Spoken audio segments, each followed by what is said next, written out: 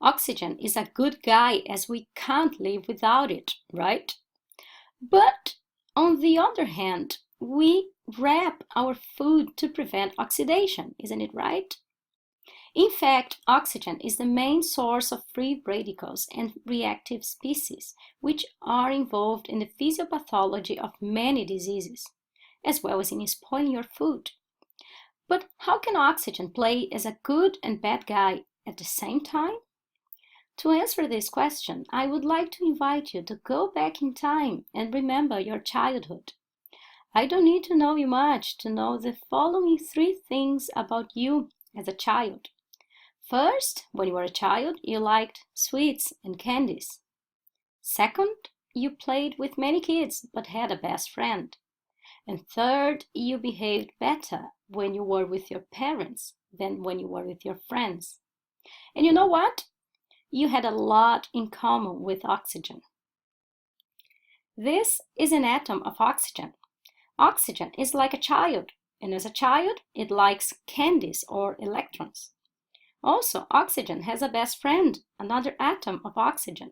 And when these two friends are playing together and sharing their candies, they are known as molecular oxygen, which is the O2 in the air we breathe.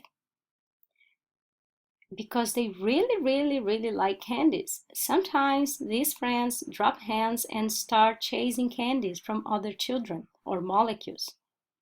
And if oxygen steals candies from iron, it results in rust or iron oxide. If you've ever seen an iron barrel full of rust, you know how oxygen can exhaust its friends.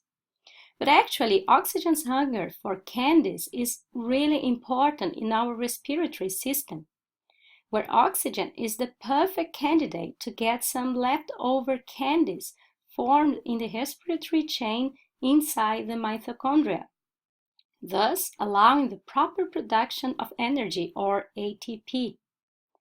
At the end of this process, oxygen gets its candies and meets its parents, two atoms of hydrogen.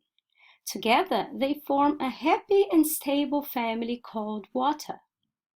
However, sometimes oxygen doesn't get enough candies during the respiratory process and gets really angry, going to seek and steal candies from other molecules, totally forgetting about its parents.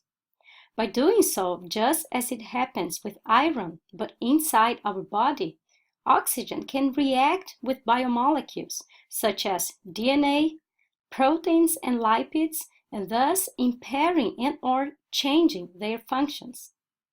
Many diseases are associated with oxidative stress, somehow making oxygen get lost from its parents too often and so leading to problems. New treatment strategies for preventing and reducing oxidative stress are still needed. Among other strategies, exercise can help improve the oxidative system, therefore helping oxygen find its parents and also handling angry oxygen in a better way.